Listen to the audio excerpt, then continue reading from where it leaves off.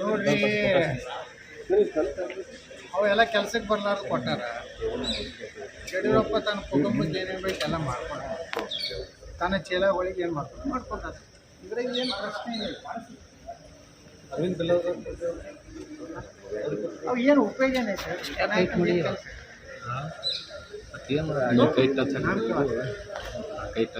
ಅದನ್ನೇನು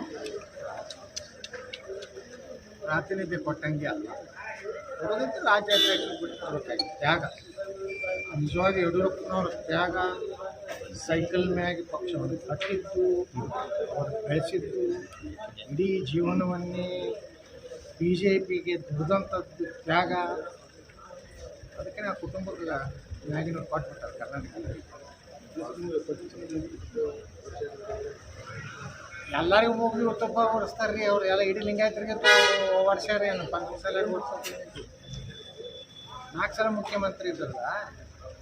ಅವಾಗ ಯಾಕೆ OBC ರಿಕಮೆಂಡ್ ಮಾಡಲಿಲ್ಲ ಸೆಂಟ್ರಲ್ಗೆ? ಮಾಡ್ಬೋದಿಲ್ಲ. ಈಗ ಲಿಂಗಾಯತರು ವೀರಶೈವರು ನೆನಪಾಗ್ತಾರೆ, ಸಮಾಜ ಮಾಡ್ತಾರೆ. ಮೂರೇ ಕುಟುಂಬದವ್ರು ಕೂತು 3 ಕುಟುಂಬದ ವೈಭವೀಕರಣ ಬಿಟ್ಟರೆ ಅಲ್ಲಿ ಏನೂ ಆಗಿಲ್ಲ. ಯಾರು ವೀರಶೈವ ಲಿಂಗಾಯತರ ಅಂತ ಯಾರು ಬರ್ಸ್ತಾರೆ? ಎದಕ್ಕೆ ಬರ್ಸ್ತಾರೆ ಹೇಳ್ಬೋದು? ಮೀಸಲಾತಿನೇ ಸಿಗೋದಿಲ್ಲ ಅವರಿಗೆ. ಶಾಮನೂರು ಶಿವಶಂಕರಪ್ಪ ಏನು ಉಪಜಾತಿಯವ್ರು ಬರ್ಸತ್ತೆ ಹೇಳ್ರು. ಅವ್ರು ಏನು ಬರ್ಸ್ಯಾರ ಗೊತ್ತಾನೆ? ಹಿಂದೂ ಸಾಧಾರಣ ಬರ್ಸ್ಯಾರ. ಹಿಂಗಾಗಿ ಅವ್ರು 2 ಎದಾಗ ಬಂದಾರ. ಉಳಿದು ಲಿಂಗಾಯತರು ನಾವೆಲ್ಲ ಉತ್ತರಾಂಗ ವೀರಶೈವ ಲಿಂಗಾಯತ ಹಿಂದೂ ಲಿಂಗಾಯತ ಬರ್ತಿದ್ರೆ ನಮ್ಗೆ 3rd ಬೀದಾಗ ಕೊಟ್ಟಾರೆ. 3rd ಬೀದಾಗ ಏನೈತಿ? ಏನೂ ಇಲ್ಲ. ಹೀಗಾಗಿ ಮೊದಲ ವೀರಶೈವ ಮಹಾಸಭಾದ ಏನು ಪದಾಧಿಕಾರಿಗಳದಾರ ಅವ್ರು ತಮ್ಮ ಜಾತಿ ಪಾಲನೆ ವೀರಶೈವ ಲಿಂಗಾಯತದ ಬರ್ಸ್ತಾರೆ. ತಮ್ಮ ಸಮುದಾಯ ಉಪಜಾತಿಗಳೇನದ ಅವ್ರ ವೀರಶೈವ ಲಿಂಗಾಯತದ ಬರ್ಸ್ರಿ. ಅಲ್ಲಿ ಉಳಿದ ಲಿಂಗಾಯತರಿಗೆ ಬಿಟ್ಟು ನೀವು ನಮ್ಮನ್ನು ಬಲಿಪಶು ಮಾಡ್ತೀರಿ. ನಮ್ಮ ಮಕ್ಕಳಿಗೆ ಯಾರು ಲಿಂಗಾಯತಕ್ಕೆ ಬರ್ಸೋದು ಮಕ್ಕಳಿಗೆ ಮೀಸಲಾತಿ ಸಿಗುವುದಿಲ್ಲ. ನೀವು ಗ್ಯಾರಂಟಿ ಕೊಡ್ತೀರೇನು? ಶಾಮನೂರು ಶಿವಶಂಕರಪ್ಪ, ಈಶ್ವರ ಖಂಡ್ರೆ ಇಬ್ಬರು ಪ್ರಭಾವಿ ಕಾಂಗ್ರೆಸ್ ಮುಖಂಡರಲ್ಲಿ ಸಮುದಾಯಕ್ಕೆ ಏನಾದ್ರು ಗ್ಯಾರಂಟಿ ಕೊಡ್ತೀರೇನು? ಇಲ್ಲಪ್ಪ, ಮೀಸಲಾತಿ ಸೌಲಭ್ಯ ಲಿಂಗಾಯತರಿಗೆ ಸಿಗ್ತೈತಂತಂದ್ರೆ ಎಲ್ಲರೂ ವೀರಶೈವ ಲಿಂಗಾಯತ ಬರ್ಸಕ್ಕೆ ತಯಾರ. ಆದರೆ ನೀವು ನಿಮ್ಮ ಉಪಜಾತಿ ಇವತ್ತು ಯಡಿಯೂರಪ್ಪನವ್ರು ಬಣಿಜಿಗಳು ಅವರೆಲ್ಲ ಹಿಂದೂ ಬಣಿಜಿಗಾರಕ್ಕೆ ಬರ್ಸ್ಯಾರ. ಈಗ ಅವ್ರು 2 ಎದಾಗ ಲಾಭ ತೊಗೊಳಕತ್ತಾರೆ. ಈಗ ಅವ್ರು ಬರ್ಸ್ತಾರೆ. ಯಡಿಯೂರಪ್ಪ ತನ್ನ ಸಮುದಾಯಕ್ಕೆ ಕರೆ ಕೊಡಲಿ. ನೀವೆಲ್ಲರೂ ಹಿಂದೂ ಲಿಂಗಾಯತ ವೀರಶೈವ ಬರ್ಸ. ಮೊದಲು ತಮ್ಮ ಮತ್ತು ಇದನ್ನು ಬೇರೆ ಜಾತಿಯವ್ರ ಮೇಲೆ ನೀವು ಹಾಕಬೇಡ್ರಿ. ಪಂಚಮ ಸಾಲೆಗಳು ಏನು ಮಾಡಿದ್ರು? ಲಿಂಗಾಯತಕ್ಕೆ ಬರ್ಸಿದ್ರು. ಹಿಂದೂ ವೀರಶೈವ ಲಿಂಗಾಯತಕ್ಕೆ ಬರ್ಸಿದ್ರು. ಏನಾಯ್ತು ಪಂಚಮ ಸಾಲ? 2A ಇವತ್ತು ಗಾಣಿಗೆ ಸಮಾಜ ಹಿಂದೂ ಗಾಣಿಗೆ ಬರ್ತಾರೆ. ಅವ್ರು ಯಾಕೆ ನೋಡ್ರಿ, ಅವ್ರು ಮೀಸಲಾತಿ ಅವ್ರ ಮಕ್ಕಳಿಗೆ ಭವಿಷ್ಯ ಸಿಗಲಾಕತ್ತಾರೆ. ಆ ಜನಾಂಗದವ್ರು ಅವ್ರು ಯಾಕೆ ಹೊಳ್ಳಿ ಮತ್ತು ಲಿಂಗಾಯತ ಬರ್ಸ್ತಾರೆ? 2Aನೇ ಹೋಗ್ಬಿಡ್ತದೆ. ಲಿಂಗಾಯತದ ಬರ್ಸಿದ್ರೆ 2Aದಂದು ಹೊರಗೆ ಬರ್ತಾರೆ. ಹಂಗೆ ಯಾರು ಬರ್ಸೋದಿಲ್ಲ. ಇಂಥ ನಿರ್ಣಯಗಳಿಂದ ಏನೂ ಲಾಭ ಇಲ್ಲ. ಮತ್ತು ವೀರಶೈವ ಲಿಂಗಾಯ ಮಹಾಸಭಾ ಏನೈತಿ, ಏನು ಸಮಾಜಕ್ಕೆ ಒಂದು ಚಲೋ ಒಂದು ಬೆಂಗಳೂರಿನಾಗ ಒಂದು 5 ಸ್ಟಾರ್ ಹೋಟೆಲ್ ಕಟ್ಟದ ಒಂದು ಮಹಾಸಭಾ ಬಿಲ್ಡಿಂಗ್ ಕಟ್ಟದ ಚಲೋ ಚೇಂಬರ್ ಮಾಡ್ಕೊಂಡು ಕೊಡ್ತಾರೆ. ಹಾಕಿ ಇವರು ಹೇಳಿದ್ರಲ್ಲ ಶಾಮನೂರು ನಾವು ರಾಷ್ಟ್ರೀಯ ಅಧ್ಯಕ್ಷರೇ, ಏನು ರಾಷ್ಟ್ರೀಯ ಅಧ್ಯಕ್ಷ ವಿಶ್ವದ ಅಧ್ಯಕ್ಷ ನನಗೆ ಗೊತ್ತಿಲ್ಲ. ಬಟ್ ಅಧ್ಯಕ್ಷರಂತರ ಅದಾರ. ಪ್ರತಿಯೊಂದು ಜಿಲ್ಲಾದಾಗ ನಮ್ಮ ವೀರಶೈವ ಲಿಂಗಾಯತ ಬಡ ಮಕ್ಕಳಿಗೆ ಒಂದು ಹಾಸ್ಟೆಲ್ ಕಟ್ತೀವಿ. 8 ಜಿಲ್ಲಾದ ಕಟ್ಟಿರಬೇಕು. ಬಡ ಮಕ್ಕಳಿಗೆ ಒಂದು ನೀವು ಹಾಸ್ಟೆಲ್ ಕಟ್ಟಿರುತ್ತೆ ಮಾಡ್ಕೊಡ್ತೀರಿ ಅಧ್ಯಕ್ಷ.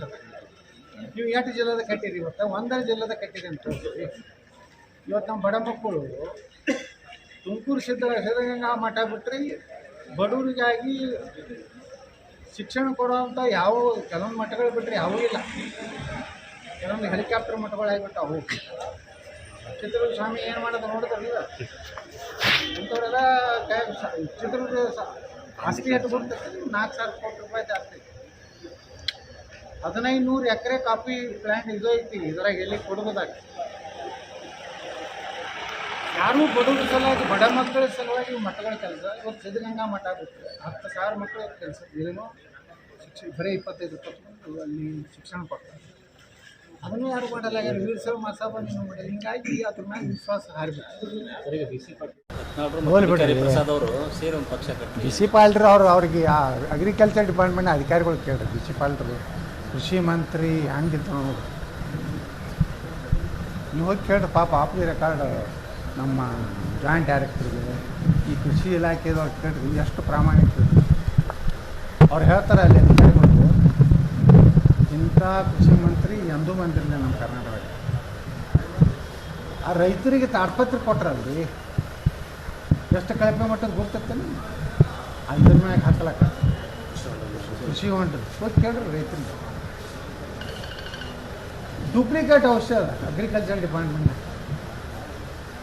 ಹುಳುಗಳು ಸಾಯೋದು ಅಲ್ಲ, ಹುಳುಗಳು ದಪ್ಪ ಆಗ್ಲಕತ್ತಿದ್ವಿ. ಇವ್ರೇನು ನನಗೆ ನೈತಿಕತೆ ಹೇಳ್ತಾರೆ, ಎಲ್ಲ ಸೆಂಟ್ರಲೈಸ್ ಮಾಡಿದ್ರು. ರೈತರ ಔಷಧ ಕೊಡೋ ಖರೀದಿಕೆಯನ್ನು ಎಲ್ಲ ಸೆಂಟ್ರಲೈಸ್ ಬೆಂಗಳೂರಿನ ಖರೀದಿ ಮಾಡೋದು, ಅವ್ರು ಕೊಟ್ಟು ಕಳಿಸೋದು ಬಿಜಾಪುರ. ಇಲ್ಲ ಅಗ್ರಿಕಲ್ಚರ್ ನಮ್ಮ ಆಫೀಸರ್ಗೆ ಹೋಗಿ ಕೇಳ್ರಿ, ತಾಡ್ಪತ್ರಿ ಅಂತ ಕೊಟ್ಟಾರ ನಮ್ಗೆ. ಇವೆಲ್ಲ ರೈತರು ಉದ್ಧಾರ ಮಾಡೋಲ್ಲ, ಇವೆಲ್ಲ ತೆಗೆದ್ರೆ ಭಾಳ ಮಾಡ್ತಾವೆ. ಸರ್ ಅವ್ರು ಅನ್ನೋದ್ರ ಏನೇ ಉದ್ದೇಶ ಏನು ಸರ್? ಈಗ ಬೇರೆ ಪಕ್ಷ ಯಡಿಯೂರಪ್ಪ ಹೇಳಿರ್ತಾನೆ ಮತ್ತು ಅಲ್ಲ ಸರ್, ಬೇರೆ ಮಗ್ಗಲ ಮತಕ್ಷೇತ್ರ ಮಗ್ಗಲೆ ಅದು ಹಿರೇಕರೂರ ಅದು ಯಾವ್ದಾರ ಶಿಕಾರಿಪುರ, ಒಂದು ಹಳ್ಳಿ ಶಿಕಾರಿಪುರ ಬರ್ತೈತಿ, ಒಂದು ಹಿರೇಕರು ಬರ್ತದೆ. ಇವ್ರನ್ನ ಅವ್ರು ಸಮಾಧಾನ ಮಾಡ್ಬೇಕು, ಇವ್ರನ್ನ ಅವ್ರು ಸಮಾಧಾನ. ಸರ್ಕಾರತ್ತು ಒಬ್ಬ ಪ್ರಾಮಾಣಿಕ ಮನುಷ್ಯ ಇದ್ದಾರೆ, ನಮ್ಮ ಪಕ್ಷದ MLA ಇತ್ತು, ಅವ್ರ ತಂದೆಯವ್ರು BG ಬಣಕಾರ ಸ್ಪೀಕರ್ ಇತ್ತು. KSRTC ಬಸ್ನಾಗ ಅಡ್ಡಾಡ್ತೀವಿ ಒಬ್ಬ MLA. ಇವತ್ತು ಯಾರು ನಾವು ಯಾರು ಅಡ್ಡಾಡ್ತೀವಿ, ಆಟ ಪ್ರಾಮಾಣಿಕ ಮನುಷ್ಯನದು ಬಣಕಾರವ್ರು. ಅಂಥವ್ರು ಬಲಿ ಕೊಟ್ಟರು ಯಡಿಯೂರಪ್ಪ ತಮ್ಮ ಸ್ವಾರ್ಥಕ್ಕೆ. ಸರ್ ಯಾಕೆ ಹೈಕಮಾಂಡ್ ಸೀರಿಯಸ್ ಆಗಿ ಇಷ್ಟೆಲ್ಲ ಇಬ್ಬರು ಸಲ ಆರೋಪ ಮಾಡ್ತಾ ಇದ್ದಾರೆ? ನೀವು ಮೊದಲಿಂದನೂ ನೀವು ಹೇಳ್ತಾ ಬಂದಿದ್ದೀವಿ, ಅವ್ರಿಗೆ ಮನೆ ಯಾಕನ್ನೋದು ನೀವೇ ಶೋಧನೆ ಮಾಡಿರಿ.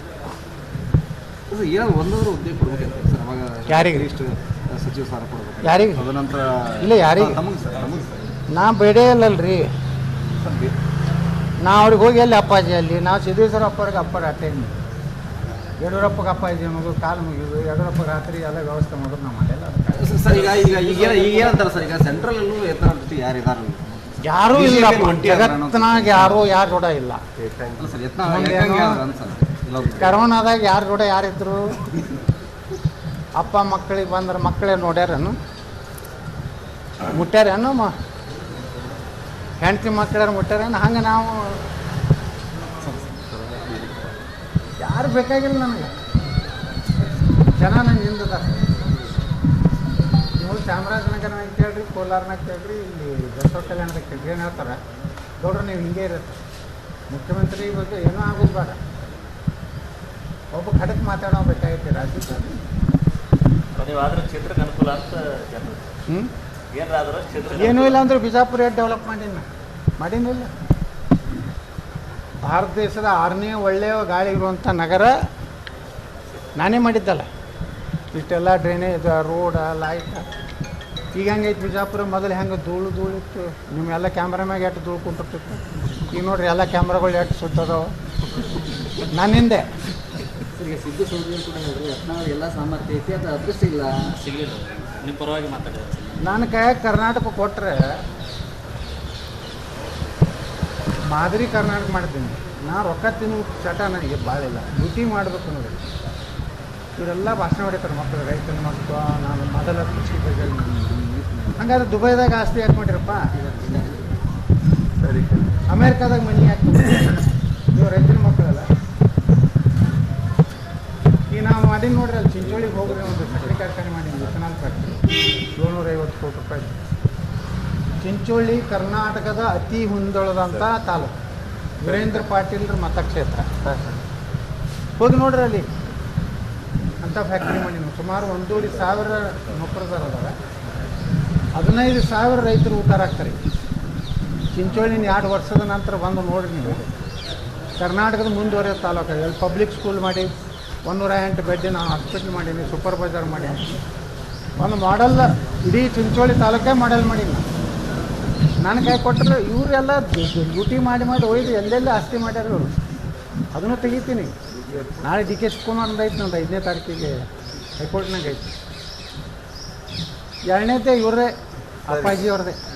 ಸರ್ ಈಗ ತಮಗೆ ಅಸಮಾಧಾನ ಇರೋದು ಸರ್ ತಮ್ಮ ಸ್ಥಾನಮಾನ ಸಿಕ್ಕ ನೋಡ್ರಿ ನೀವು ಎಲ್ಲಿ ಆದ್ರೆ ಇವರಿಗೆ 45 ರೂಪಾಯಿದ ಮಾಸ್ಕ್ ಯಡಿಯೂರಪ್ಪನವರ 45 ರೂಪಾಯಿ ಮಾಸ್ಕ ಕರೋನಾದಾಗ ಎಷ್ಟು ರೂಪಾಯಿ ಖರ್ಚು ಹಾಕಿರಿ ಸರ್ಕಾರನಾಗ ನಾನು ಗೊತ್ತಿಲ್ಲ. ಒಂದು 485 ರೂಪಾಯಿ ಹಾಕಿ ಒಂದು ಮಾಸ್ಕಿಗೆ ಉದ್ಧಾರ ಮಾಡಿದ್ರಿ ಬಡ್ರು. ಇದು ಕರೋನಾದಾಗ 10,000 ಬೆಡ್ ಮಾಡಿ ಅಂತ ಹೇಳಿದ್ರು ಬೆಂಗಳೂರು ಬಗ್ಗೆ. ಆ 10,000 ಬೆಡ್ ಬಾಡಿಗೆ ಇದು ತಲೆ ಇಟ್ಕೋರಿ. ಬಾಡಿಗೆ ಖರೀದಿ ಮಾಡಿದ್ರೆ 2 ಬೆಡ್ ಬರ್ತಿತ್ತು. ಅರ್ಥ ಆಗ್ತಿಲ್ಲ ನೀವು? ಒಂದು ಬೆಡ್ಡಿಗೆ 20,000 ರೂಪಾಯಿ ಬಾಡಿಗೆ. ಒಂದು ಪರ್ ಡೇ ಇಟ್ಟು ಹಾಂ 20,000 ಒಂದು ಪಾಠ ಒಂದು ಇದು ಒಂದು ಸಲೈನ್ ಎಲ್ಲ ಬರ್ತೈತೆ. ಎಲ್ಲ ಎರಡು ಸೆಟ್ ಬರ್ತಾವೆ. ಇವರು ಒಂದು ದಿವ್ಸಕ್ಕೆ ಎಷ್ಟು ಖರ್ಚಾಗ ಗುರ್ತೈತಲ್ಲ ಕರೋನಾದಾಗ. ದಾಖಲಾತಿ ಅದ್ರ ಬಿಡುಗಡೆ ಮಾಡಿ ದಾಖಲಾತಿ ಪಬ್ಲಿಕ್ ಅಕೌಂಟ್ಸ್ನಾಗೇ ಐತಿ. ಅದೇ ಎಚ್ ಕೆ ಪಾಲ್ರಿ ಚೇರ್ಮನ್ ಇದ್ರು ಕೇಳ್ರಿ. ಈಗ CC ಪಾಲ್ ಮಾಡಿದ್ದು ಅದಕ್ಕೆ ನನಗೆ ಕೇಳಿದ್ರು, ನಾ ಎಲ್ಲ ತೆಗೆಯೋ ಅಂದ ನಾನು ಮಾಡಲಿಲ್ಲ. ಆಯ್ತಾ? ಎಷ್ಟು 1,000 ಕೋಟಿ ರೂಪಾಯಿ ಹೊಡೆದಾರ ಅದ್ರೊಳಗೆ. 40,000 ಕೋಟಿ ರೂಪಾಯಿ ವ್ಯವಹಾರ ಐತಿ ಕರೋನಾ. ಯಾರು ಬಡ ನೋಡ್ರಿ, ಒಂದು ದವಾಖಾನೆಗೆ ಒಂದು ಕರೋನಾ ಪೇಷಂಟ್ಗೆ 8-10 ಲಕ್ಷ ರೂಪಾಯಿ ಬಿಲ್ ಮಾಡಿ. ನಿಮ್ಮ ಸರ್ಕಾರ ಅದೇ ಹೇಳಕತ್ತೀನಿ. ನಮ್ಮ ಸರ್ಕಾರ ಅಂದ್ರೆ ತುಡುಗ್ರೆ ಅಲ್ಲ. ಯಾವ ಸರ್ಕಾರ ಇದ್ರೆ ಭಾರಿ ಹೇಳವಲ್ಲ. ನಿಮ್ಮ ಸರ್ಕಾರ ಐತ್ರಿ, ನಿಮ್ಗೇನು ಪರ್ಸೆಂಟ್ ಯಾವಾಗಲೂ ದನಿ ಐತಿ. ವಿಧಾನಸಭೆ ಒಳಗೂ ನಾನು ಹೇಳಿದೆ. ನಾನು ಯಡಿಯೂರಪ್ಪಗೆ ಹೇಳಿದೆ, ಅಲ್ಲೇ ಕೂತಿದ್ದೆ. ನನಗೆ 5,80,000 ರೂಪಾಯಿ ತೊಗೊಂಡ್ರೆ ಮಣಿಪಾಲ್ ಹಾಕ್ಬೇಕು. ನಾನು ಕರೋನಾಕ್ಕೆ ನಂದು ಇದು ನೀವು ಚಾಮರಾಜನಗರನಾಗ ಕೇಳ್ರಿ, ಕೋಲಾರನಾಗ ಕೇಳ್ರಿ, ಇಲ್ಲಿ ಬಸವ ಕಲ್ಯಾಣದಾಗ ಕೇಳ್ರಿ. ಏನು ಹೇಳ್ತಾರೆ ಗೌಡ್ರು, ನೀವು ಹಿಂಗೆ ಇರುತ್ತೆ. ಮುಖ್ಯಮಂತ್ರಿ ಬಗ್ಗೆ ಏನೂ ಆಗೋದು ಬೇಡ. ಒಬ್ಬ ಖಡಕ್ ಮಾತಾಡೋ ಬೇಕಾಗೈತಿ ರಾಜ್ಯದಲ್ಲಿ. ನೀವು ಆದ್ರೆ ಕ್ಷೇತ್ರಕ್ಕೆ ಅನುಕೂಲ ಅಂತ ಏನಾದ್ರೂ ಕ್ಷೇತ್ರ ಏನೂ ಇಲ್ಲ ಅಂದ್ರೆ ಬಿಜಾಪುರ ಎಷ್ಟು ಡೆವಲಪ್ ಮಾಡೀನಿಲ್ಲ. ಭಾರತ ದೇಶದ 6ನೇ ಒಳ್ಳೆಯ ಗಾಳಿ ಇರುವಂಥ ನಗರ ನಾನೇ ಮಾಡಿದ್ದಲ್ಲ. ಇಷ್ಟೆಲ್ಲ ಡ್ರೈನೇಜ್, ರೋಡ, ಲೈಟ್. ಈಗ ಹೆಂಗೈತಿ ಬಿಜಾಪುರ? ಮೊದಲು ಹೆಂಗೆ ಧೂಳಿತ್ತು. ನಿಮ್ಮೆಲ್ಲ ಕ್ಯಾಮ್ರಾ ಎಷ್ಟು ಧೂಳು ಕುಂಟಿರ್ತಿತ್ತು. ಈಗ ನೋಡ್ರಿ ಎಲ್ಲ ಕ್ಯಾಮ್ರಾಗಳು ಎಷ್ಟು ಸುತ್ತದವು. ನನ್ನಿಂದೆ ಈಗ ಸಿದ್ದು ಸೌದಿ ಕೂಡ ಹೇಳಿದ್ರು, ಯತ್ನಾಳ್ ಎಲ್ಲ ಸಾಮರ್ಥ್ಯ ಐತಿ, ಅದು ಅದೃಷ್ಟ ಇಲ್ಲ, ಸಿಗಲಿಲ್ಲ. ನಿಮ್ಮ ಪರವಾಗಿ ಮಾತಾಡಿದ್ರೆ ನನ್ನ ಕೈಯಾಗ ಕರ್ನಾಟಕ ಕೊಟ್ಟರೆ ಮಾದರಿ ಕರ್ನಾಟಕ ಮಾಡ್ತೀನಿ. ನಾ ರೊಕ್ಕ ತಿನ್ನು ಚಟ ನನಗೆ ಭಾಳ ಇಲ್ಲ. ಡ್ಯೂಟಿ ಮಾಡಬೇಕು ನೋಡಿ. ಇವರೆಲ್ಲ ಭಾಷಣ ಹೊಡಿತಾರೆ ಮಕ್ಕಳು, ರೈತನ ಮಕ್ಕಳು. ನಾನು ಮೊದಲ ಕೃಷಿ ಬಗ್ಗೆ ಹಂಗಾದ್ರೆ ದುಬೈದಾಗ ಆಸ್ತಿ ಯಾಕೆ ಮಾಡಿರಪ್ಪ? ಸರಿ. ಅಮೇರಿಕಾದಾಗ ಮನಿ ಯಾಕೆ? ನೀವು ರೈತನ ಮಕ್ಕಳಲ್ಲ. ಈಗ ನಾವು ಮಾಡೀನಿ ನೋಡ್ರಿ, ಅಲ್ಲಿ ಚಿಂಚೋಳಿಗೆ ಹೋಗ್ರಿ, ಒಂದು ಸಕ್ಕರೆ ಕಾರ್ಖಾನೆ ಮಾಡೀನಿ, ಇಥನಾಲ್ ಫ್ಯಾಕ್ಟ್ರಿ. 750 ಕೋಟಿ ರೂಪಾಯಿ. ಚಿಂಚೋಳಿ ಕರ್ನಾಟಕದ ಅತಿ ಹಿಂದುಳಿದಂಥ ತಾಲೂಕು. ವೀರೇಂದ್ರ ಪಾಟೀಲ್ರ ಮತಕ್ಷೇತ್ರ. ಹೋಗಿ ನೋಡ್ರಿ ಅಲ್ಲಿ ಅಂಥ ಫ್ಯಾಕ್ಟ್ರಿ ಮಾಡೀನಿ. ಸುಮಾರು 1,1,000 ನೌಕರದಾರ ಅದಾರ. 15,000 ರೈತರು ಉದ್ಧಾರ ಆಗ್ತಾರೆ. ಚಿಂಚೋಳಿನ 2 ವರ್ಷದ ನಂತರ ಬಂದು ನೋಡ್ರಿ ನೀವು. ಕರ್ನಾಟಕದ ಮುಂದುವರೆದ ತಾಲೂಕು. ಅಲ್ಲಿ ಪಬ್ಲಿಕ್ ಸ್ಕೂಲ್ ಮಾಡಿ, 108 ಬೆಡ್ಡಿನ ಹಾಸ್ಪಿಟ್ಲ್ ಮಾಡೀನಿ, ಸೂಪರ್ ಬಜಾರ್ ಮಾಡೀನಿ. ಒಂದು ಮಾಡೆಲ್ ಇಡೀ ಚಿಂಚೋಳಿ ತಾಲೂಕೇ ಮಾಡೆಲ್ ಮಾಡೀನಿ.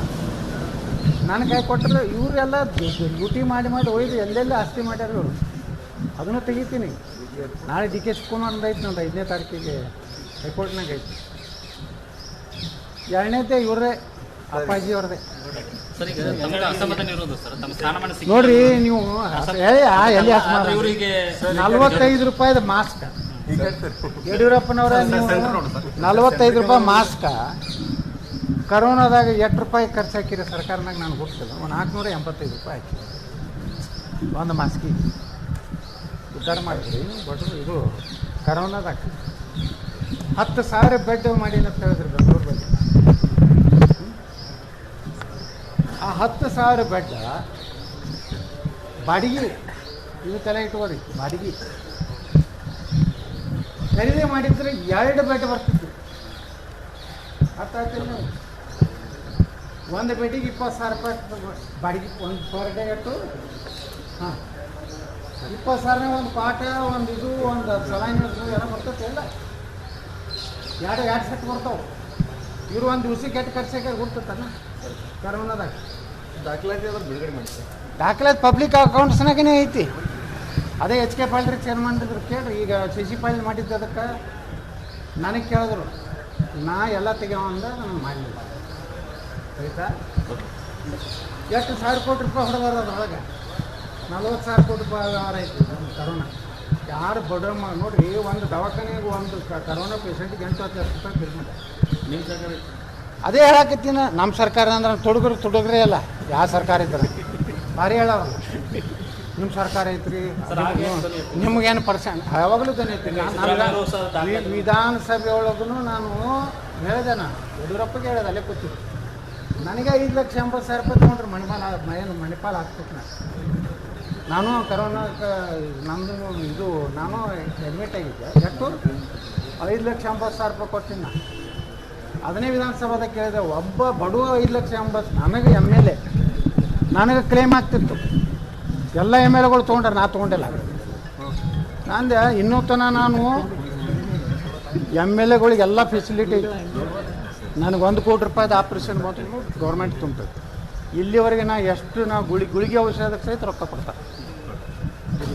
ಇನ್ನೂವರೆಗೆ ಒಂದು ದವಾಖಾನೆ ಬಿಲ್ ಹಚ್ಚಿ ನಾವು ಕ್ಲೇಮ್ ಮಾಡ್ಯಾರ. ಈ ಚಸ್ಮಾ ತೊಗೋಬೇಕಾದ್ರೂ ಸರ್ಕಾರದಿಂದ ಬಿಲ್ ಹಚ್ಚಿ ತೊಗೋತಾರೆ MLAಗಳು. ಅವ್ರ ಅವ್ವ ಅಪ್ಪ ಹೆಂಡ್ತಿ ಅವ್ರ ಹೆಸರಲ್ಲೇ ಕ್ಲೇಮ್ ಮಾಡ್ತಾರೆ. ವರ್ಷ 4-5 ಲಕ್ಷ ರೂಪಾಯಿ ಮಾಡ್ತಾರೆ. ನಾನು ತೆಗೀರಿಪ್ಪ, ಇದ್ರಾಗ ಎಲ್ಲ ಸಿಗ್ತಾರೆ ನೋಡ್ರಿ. ನಾವು MLAಗಳು ಇವತ್ತು ನಮ್ಗೆ ಎಷ್ಟು ಪಗಾರಿಗೆ ಏಟೈದು ಕೊಡ್ತಿರ್ತಾನೆ. 2 ಲಕ್ಷ ರೂಪಾಯಿ ಪಗಾರ ಐತೆ ನನಗೆ. ಒಂದು ಬೆಂಗಳೂರು ಒಂದು ಕಮಿಟಿ ಮೀಟಿಂಗ್ ಹೋಗ್ಬಂದ್ರೆ 65,000 ರೂಪಾಯಿ ಬರ್ತದೆ. ಮತ್ತು ನಾನು ಔಷಧಗಳಿಗೆ ಚಸ್ಮಾ ತೊಗೋದು, ಅದೇನು ಇದು ನಾವು ಶುಗರ್ದವ್ರು ಇದು ತೊಗೋತೀವಿ, ಇನ್ಸುಲಿನ್, ಅದನ್ನೆಲ್ಲನೂ ನಾವು ಸರ್ಕಾರದಿಂದ ತೊಗೊಂಡು ನಾವು ಮನುಷ್ಯರ ಅದೇ ಬಡವ್ರಿಗೆ ಕೊಡೋದಿಲ್ಲ. ಹಂಗೆ ಇವರೆಲ್ಲ ಮಾಡ್ಯಾರ. ಇವ್ರದ್ದೆಲ್ಲ ಇವ್ರು ಮಾಡಲಿ, ನನ್ನ ಮ್ಯಾಗ ನೋಟಿಸ್ ಕೊಡಲಿ, ಪಾರ್ಟಿದಿಂದ ಹೊರಗೆ ಹಾಕೋಕೆ ನೋಡಲಿ, ಇವ್ರದ್ದೆಲ್ಲ ಬಣ್ಣ ತೆಗಿತೇನೆ. ಹಾಗಾಗಿ ನೋಟಿಸ್ ಕೊಡ್ತಾ ಇಲ್ಲ ಸರ್, ಹಂಗಾಗಿನೇ ಕೊಡ್ತಾ ಇಲ್ಲ ಸರ್. ನಿಮ್ಮ ಭಯ ಐತೆ ಇಷ್ಟೆಲ್ಲ ಮಾತಾಡಿದ್ದೀರಿ ಸರ್, ಇಷ್ಟೆಲ್ಲ ಮಾತಾಡಿದ್ದೀರಿ ಸರ್, ಅದು ತಿಳ್ಕೊಬೇಕು ನೀವು. ಭಯ ಸತ್ಯ ಹೇಳಿದ್ರೆ ಎಲ್ಲರಿಗೂ ಭಯ. ಭಯದಲ್ಲಿ ಇಟ್ಟಿದ್ದೀರಿ ಸರ್, ಎಲ್ಲ ಭಯದಲ್ಲಿ ಹಿಡಿಯಬೇಕು ರೀ. ಎಲ್ಲರೂ ಕಳ್ಳರಾದ್ರೆ ರಾಜ್ಯ ದೇಶ ಯಾರು ಉಳಿಸ್ತಾರೆ? ಈ ಮೋದಿಯವ್ರದಾದ್ರೆ ದೇಶ ಉಳಿಬೇಕು. ಮೋದಿಯವ್ರ ಬದಲು ಯಾರು ನಿಂದು ಎಷ್ಟು ಹಗರಣ ಅದು ಈ ದೇಶನಾಗ? ಕಲ್ಲಿದ್ದಲು ಹಗರಣ, 2G ಹಗರಣ, ಆ ಹಗರಣ, ಈ ಹಗರಣ, ಈ ಒಂದರ ಹಗರಣ ಅಂತ ಮೋದಿಯವ್ರ ಕಾಲದಾಗ ನೋಡ್ಲಕತ್ತೀರಿ ಅಂತ. ಈ ಒಂದರೆ ಯಾರು ನೇರವಾಗಿ ಮೋದಿ ಬರೇ ಹಂಗೆ ಟೀಕಾ ಮಾಡ್ತಾರೆ. ಮೋದಿಯವ್ರ ಭ್ರಷ್ಟಾಚಾರದಾರ್ಥ ಹೇಳೋ ತಾಕತ್ತು ಈ ದೇಶನಾಗ ಯಾವಾಗ ರೈತರು ಅವ್ರು ಅದಾರ್ಥ ದೇಶ ಉಳಿದದ ಅಷ್ಟೇ. ಅವ್ರ ಸಲುವಾಗಿ ನಾವು ಕೆಲಸ ಮಾಡಕತ್ತೀವಿ. ಇಂಥ ಯಡಿಯೂರಪ್ಪನ ಕೆಲಸ ಮಾಡೋದು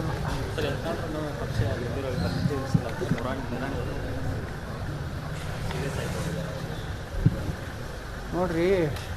ನೀವು ಅಂಥವ್ರಿಗೆ ಪ್ರಶ್ನೆಗಳು ಕೇಳ್ತೀವಿ.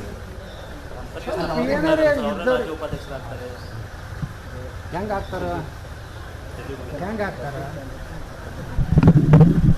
ಎಲ್ಲ ಐತಿ ಮಾಲ.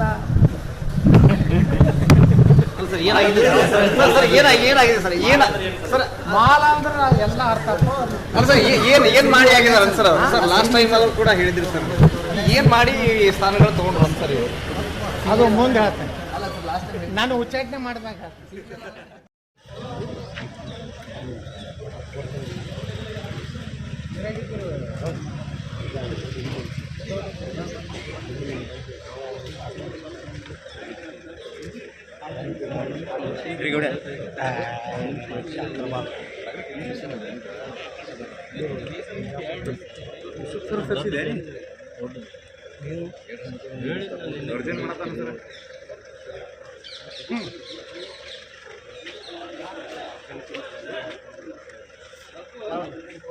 ಕಮಿಟಿ ಕರೆದೇ ಇಲ್ಲಲ್ಲ ಅದು.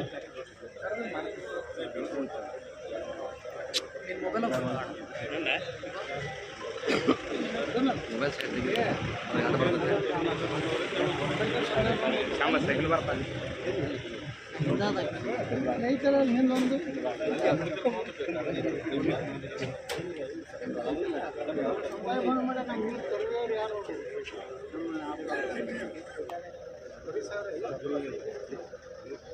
ಟೀಮ್ ಐತಲ್ಲ ಹಿಂದೆ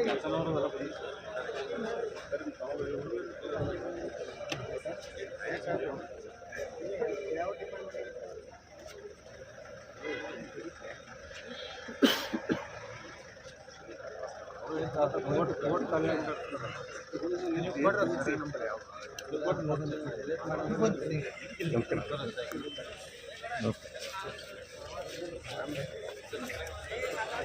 ನಮಸ್ಕಾರ.